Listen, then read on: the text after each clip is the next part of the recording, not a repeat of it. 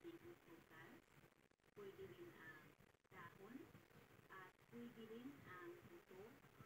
So, proceed tayo sa top 10 health benefits ng avocado.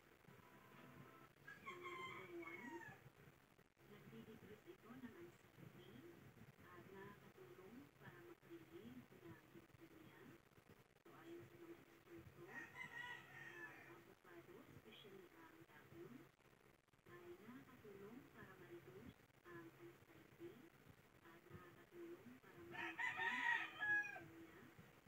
So, ito ay dahil sa epekto nito sa receptor sa utak. So, aside sa serotonin, limonene, content ng avocado ay epektibo na i-reduce ang anxiety at nakakatulong para maiwasan ang insomnia. So, paano ba ginagamit ang avocado sa Galing ah. meditation? Nakakatulong pala ang avocado sa insomnia at saka anxiety. Wow. Daon ng avocado, buto. Inamin daw araw-araw. Prutas. Oh. Antioxidant din pala.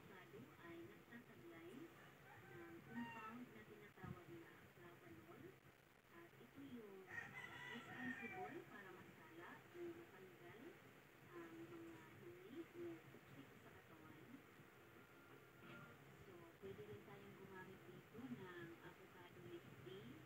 Pwede rin ang pinakuluan na buto ng avocado. Pwede siyang pakuluan. Yung buto ng avocado, pwede rin gadgarin.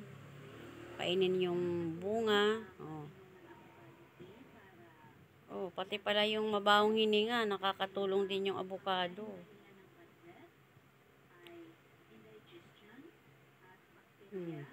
Bacteria, nakakatanggal ng bacteria sa ating katawan.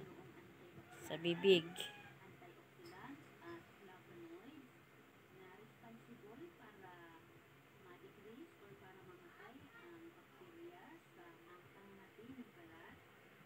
Nakakatulong din. Pangangati ng balat, pamabaga, prevention.